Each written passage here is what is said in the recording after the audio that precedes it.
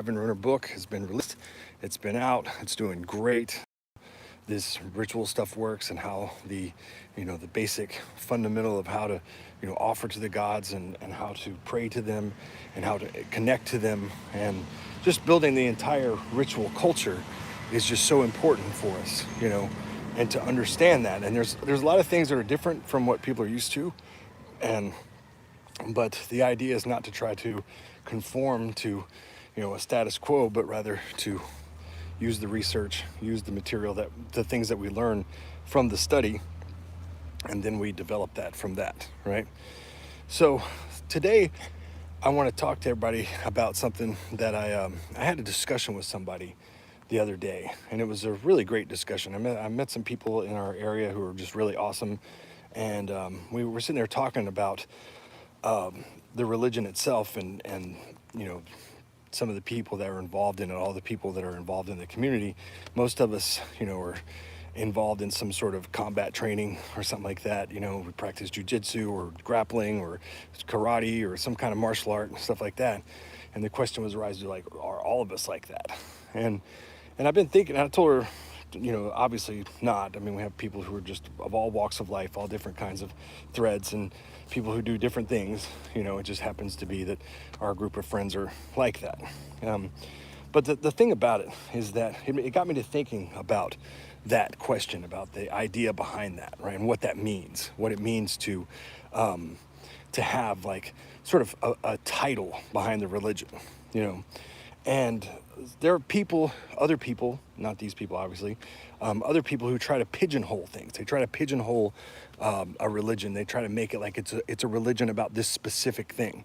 Some people have tried to say, it's a warlike religion, a religion of war, a religion of valor, stuff like that. But I think when you look at it from that perspective, you're kind of losing sight of what polytheism is and how it works.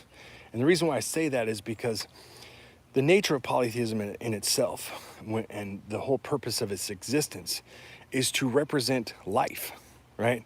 It represents all of life. It represents every single aspect of it from top to the bottom. That's why you have different gods. It represents different aspects of existence, of living, of fortune, of blessings, of different things in your life that you need in your life, And so there is no like, this is a religion of this. It's just a religion of life. It's a religion of living. And the thing I like about it, and the reason why I am a polytheist, and I've told this to people, is that it's an honest religion, right? It tells you the truth, no matter how negative that truth may be. It doesn't care about whether or not you're going to get upset with that. And when you look at it, when you look at the history of religion, you look at the history of how many religions have worked, and political philosophies as well, it's that there's this nature that people have to tell people that if you just do this, this, this, and this, right, that we're going to make the world a better place. We're going to make the world for anything you won't want for anything. Everything will be great and grand if you just do this, this, and this, right? The problem with it has become always in these utopian belief systems is that this, and this always equals let's just slaughter everybody we don't like, And so these dishonest religions who come around and talk about their religions of peace and love, right? We're the religions of peace and love, or the political beliefs of peace and love, the ideology, the philosophy of peace and love. Those people are never about that, right? It's always just a dishonest view of the world. It's a dishonest representation of the world, and trying to explain to people that you're going to create this when they've never created it. They've been talking about this. I mean, you look back into ancient times and you see people talking about this stuff, for thousands of years now, right? And they tell people that that they can do it. We're going to do it this time. This time we're going to do it. We're going to make the perfect world. We're going to create the perfect world. And it's like, no, you are not. And then you have some people that'll say, well, we should at least try. Well, no, you shouldn't, okay? Because you guys have tried over and over and over and over and over again, and all you end up doing is killing a lot of people and making things way worse for everybody around you. So stop trying. It's not going to happen. It's a fake fantasy. It's a false pretense, and it's not even real. It's not reality. It's built on the idea that you're just going to give a small group of people a lot of money and power, right? And that's why I tell people, if you feel like there is something tangible, something real that is a problem around you, and something that's going on around you, work locally to make that thing go away. Now, I'm not talking about some arbitrary, fake, made up thing, that's just sort of like, well, people don't love each other enough or something like that. I'm talking about like real things, like this is a problem, this is happening, this plus this equals this, very concrete. And you go and you try to make that change within your local region, your local community, right? And because that's the only thing that works. Because that's where you have your power, in your local, in your family, in your community, and the people connected to you, in your circle of friends. You try to work together to make your life better, to be at peace, to have, large families, good kids, everybody's happy, everybody's doing things that are conducive towards helping one another, right? But the problem is that once you go beyond your community, then what you're trying to do is not empower yourself and your immediate circle, you're trying to empower other people.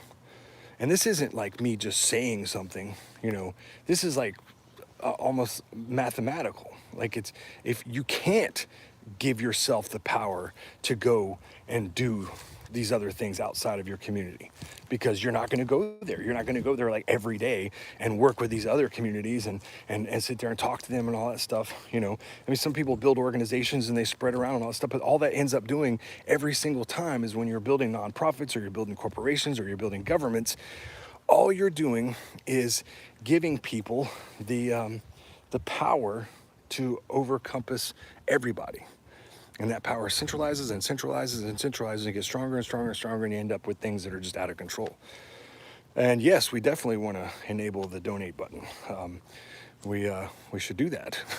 I thought we had that enabled. We have a lot of different things we've been trying to work on for getting people to donate to the society and help us raise money and stuff, because we definitely want to be raising money and helping people to help us get this research going moving forward, because we got a lot of ideas and a lot of great things. But anyway, I don't want to get too derailed here. So the thing is about it is that you always have to look at like what is honest and what is true, what is real, right? And then what's fake and what's a lie and what's a scam, right?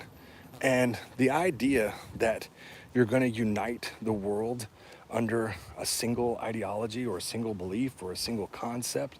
People have tried to do it with subterfuge. People have tried to do it with conquering, with warfare, and it always crumbles. It always falls apart. It's just over and over again. And all it is, every single time, they try to pretend like it's not. Every single time, it's just empire building. That's all they're doing. They're just making people more and more powerful. And it ends up hurting the little guy every single time. And you look at the people who are behind this, the people who are connected to things. And I'm not talking about just the higher ups. I'm talking about like just your average person who believes in this.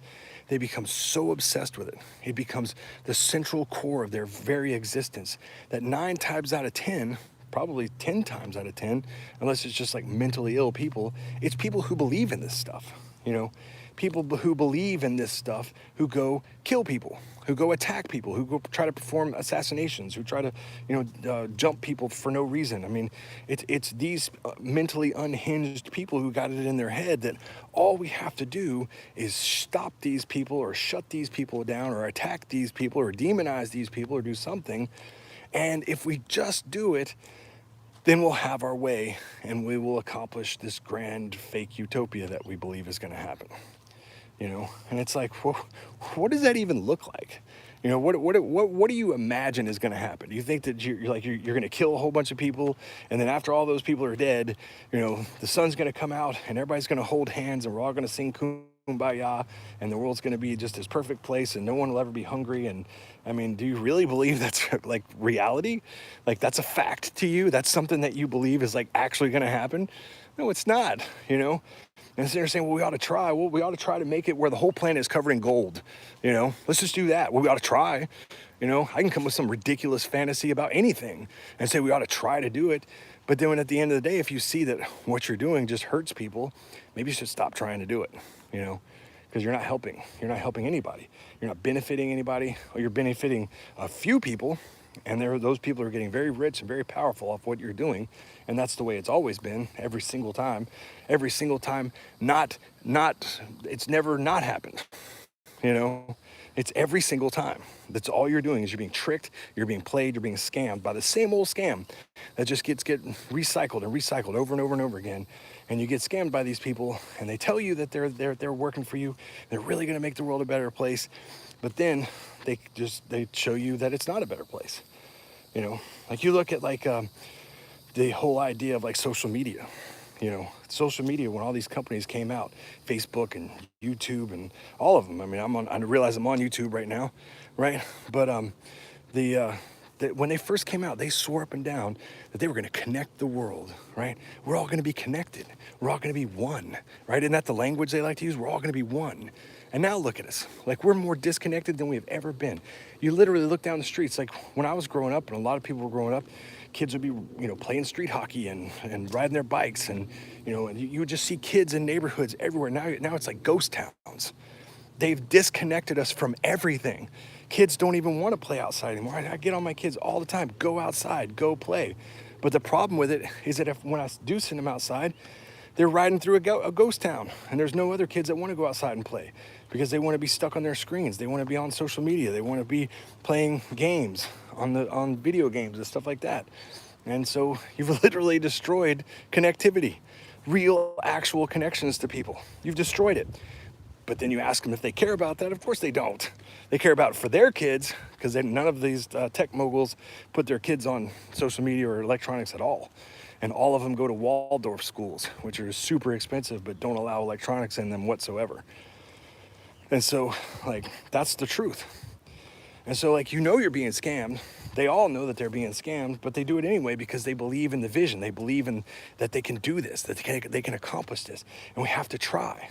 We just have to make the attempt. And it's like, you're talking the same talk that tyrants over history have talked since time immemorial. They just always tell you that you're going to create or silence the people that they want you to silence, or do the things that they want you to do. Give them more money, give them more power, give me this, give me that, gimme, right? And that's what it is. It's just simply believing that you can do that. And then what it does is it gives you a reason for existing. It makes you feel more important than you actually are. It makes you feel like you can accomplish things that you're not going to accomplish. And then so if you fail, then it's not you failing, it's the system that's failed. It's the enemy that stopped you. It's somebody else. It's some way to blame somebody else for your failures, right? Because it's your fault for being involved in this. It's your fault for being scammed by this. It's your fault for hurting people. You're culpable for the things that you do, And that personal responsibility is something that lacks in that always. It has to lack in it, because if anybody's responsible, then when things go south and people start getting killed, and then it starts looking in the history books and why did you do this? Well, it's not my fault. I was just following orders. I was just doing what we were doing. I was just following the movement. I was just marching with everybody else, And so the solution to that is to focus on those around you, to see things that sorry, I'm losing my connectivity here. I'm going to stay closer. When you're, trying to get other people to believe like you, when you're trying to get other people to accept your values that you have for your community and saying other people's values are bad or wrong or evil, right? Then all you're doing is becoming an oppressor, right? You're filtering and fomenting tyranny, because you're saying that everybody's values should be my values, right? And that's all that matters. And so then you demonize people, you hate people, and then you say, it's okay if somebody wants to go in and execute those people because they don't have my values. And therefore they're bad. Therefore they're evil. Therefore there's something wrong with them, right? Because at the end of the day, no matter what you believe, what you think on what I'm saying or anything, right? The fact is that people out there who disagree with you exist, have always existed, and will always exist. And the problem is with people is they don't like being told no. You know, that's the big thing, is just no, you know. And like when you come across these people, and I mean, I'm talking about religious people, political people, anything, they will be your best friend in the world as long as they have this idea in the back of their head that some way, somehow, they can bring you to their side, right? But then as soon as you tell them no, then you become the enemy and they start attacking you. And I've literally seen that happen. Like with people, you know, of all the walks, all the political systems, all the unifier systems that work, you know, they're all your friend, they're all your buddy until you say, no, I'm not gonna believe like you. You're never gonna get me to believe like you. That's not gonna happen, I refuse. And then when you do, that's when the dark side comes out. That's when the anger comes out. That's when it's like, I hate you. I wanna hurt you because now I see you as my enemy, right? Because they just don't like being told no. And that's the unifier mindset. That's the idea of unification, telling people we have to all believe the same. We have to believe exactly the same. And that's why I support tribalism. I support localism. I support the idea of people having local communities, because then your values are your values and you keep them to yourself and you work for yourself and your community and your family. And then you can build that and actually make something significant for your own life, right? Without trying to hurt other people. And that's why that works. That's why it's the only system that works, because any other system must be built upon the idea that we've got to get everybody to believe in the same thing. And it just doesn't work like that, because you're always going to have people that say, no, I refuse. And then what do you do with those people? You just execute all of them? We see that doesn't work, you know. We see that that's something that doesn't build anything or help anybody on any political system, you know. I mean, it's just, you just can't do it. You can't go and just slaughter people. Just practically, you can't do that, because then, you know, when other people see that happening or witness that happening, they're going to do everything they can to wipe you off the face of the earth, because they see you as an abominable evil, you know, and that you have to be stopped. And that's just that. And so what do you do with them? What do you do with the people who say no? Well, I'll tell you what you do. You don't worry about them.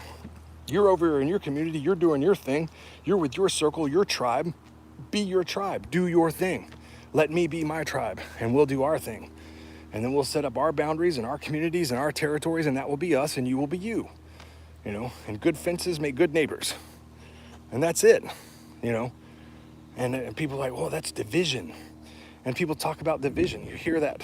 People talk about, like, division is a bad thing. We all need to be united. Why do we need to be united? What's the point of that? And I actually had somebody tell me one time that only tyrants want to divide people. Oh yeah, well, name me a tyrant. Name me one single tyrant in history that was trying to divide people up. You know, tyrants want to unite people, always, whether it's by ideology or trickery or force, right? They always want to unite people. They want a single party system. They want a single belief. They want to rule over as many people and get as much wealth as they can.